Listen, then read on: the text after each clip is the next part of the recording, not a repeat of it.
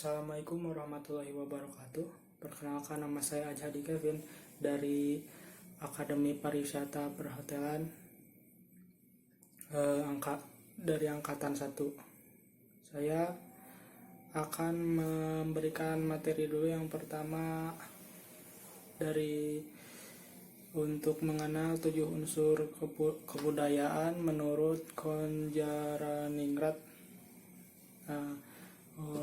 Ada 7 unsur ya, 7 unsur kebudayaan, atau bisa juga disebut universal, kebudayaan universal atau kebudayaan menurut Konjaraningrat.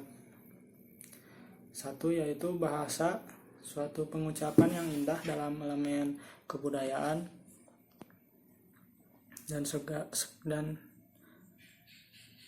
dan sekaligus menjadi alat perantara yang utama bagi manusia untuk meneruskan atau mengadaptasikan kebudayaan. 2. Sistem pengetahuan. Unsur ini berkisar pada pengetahuan tentang kondisi alam sekelilingnya dan sifat-sifat peralatan yang dipakainya. Sistem pengetahuan meliputi ruang pengetahuan tentang alam sekitar, flora, dan fauna. 3. Yaitu sistem kemasyarakatan atau organisasi sosial. Dimaknai sebagai sekelompok masyarakat yang anggotanya merasa satu dengan sesamanya. Organisasi sosial meliputi kekerabatan, asosiasi, dan perkumpulan, sistem kenegaraan, sistem kesatuan hidup, juga perkumpulan juga. Yang keempat, sistem peralatan hidup dan teknologi. Teknologi di sini dimaknai sebagai jumlah keseluruhan teknik yang dimiliki oleh para anggota suatu masyarakat, meliputi keseluruhan cara bertindak dan berbuat dalam hubungan dengan pengumpulan bahan-bahan mentah, pemrosesan bahan-bahan itu untuk dibuat menjadi alat kerja, penyimpanan, pakaian, perumahan, alat transportasi, dan kebutuhan lain yang berupa benda material. Yang kelima, sistem mata pencaharian hidup. Sistem mata pencaharian hidup ini merupakan segala usaha manusia untuk mendapatkan barang dan jasa yang dibutuhkan. Sistem ekonomi ini meliputi berburu dan mengumpulkan makanan, bercocok tanam, peternakan, perikanan, dan perdagangan. 6. Sistem religi. Perpaduan antara keyakinan dan praktek keagamaan yang berhubungan dengan hal-hal suci yang tidak terjangkau oleh akal. Sistem ini meliputi sistem kepercayaan, sistem nilai dan pandangan hidup, komunikasi keagamaan, dan upacara keagamaan. 7. Kesenian. Dan terakhir adalah 7. Kesenian. Kesenian dapat dimaknai sebagai segala hasrat manusia terhadap keindahan. Bentuk keindahan yang beraneka ragam itu timbul dari imajinasi kreatif yang dapat memberikan kepuasan batin bagi manusia. Pemetaan bentuk kesenian dapat terbagi menjadi 3 garis besar, yaitu seni rupa, seni suara, dan seni tari.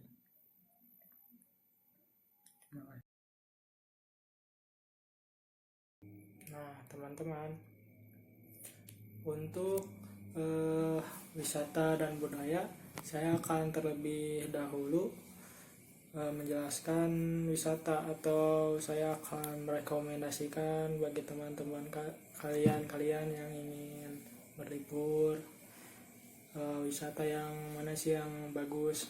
Nah, saya akan merekomendasikan wisata dari Papua, karena Papua itu sangat indah sekali pemandangannya. Jika mendengar Papua, pasti terlintas di pikiran kalian Raja Ampat. Nah, saya akan merekomendasikan satu tempat wisata yang dari Papua, yaitu Raja Ampat.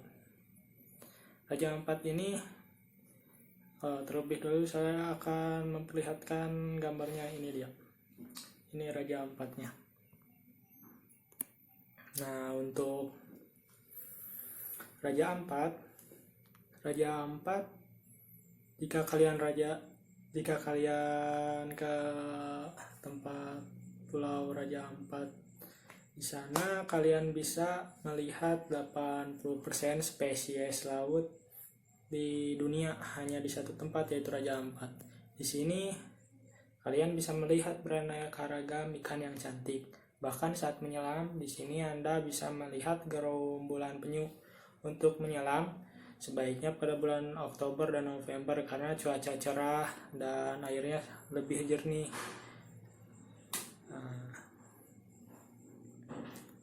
Dan kedua yaitu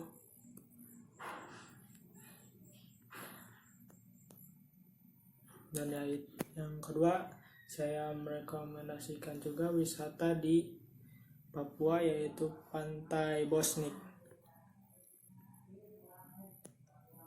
Pantai Bosnik ini berjarak 15 km dari kota Biak, dan pantai ini memiliki hamparan pasir yang luas dengan perairan pantai yang jernih. Yang menambah kecantikan Pantai Bosnik ini ialah pohon kelapa yang ada di pesisir pantai, membuat Pantai Bosnik ini semakin sempurna.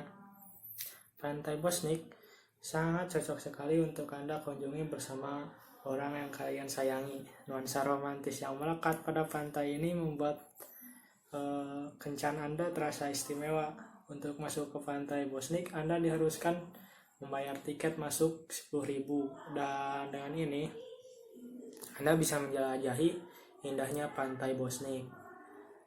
Bersantai di pinggir Pantai Bosnik sembari menikmati satu buah es kelapa muda, membuat pikiran Anda rileks, teman-teman.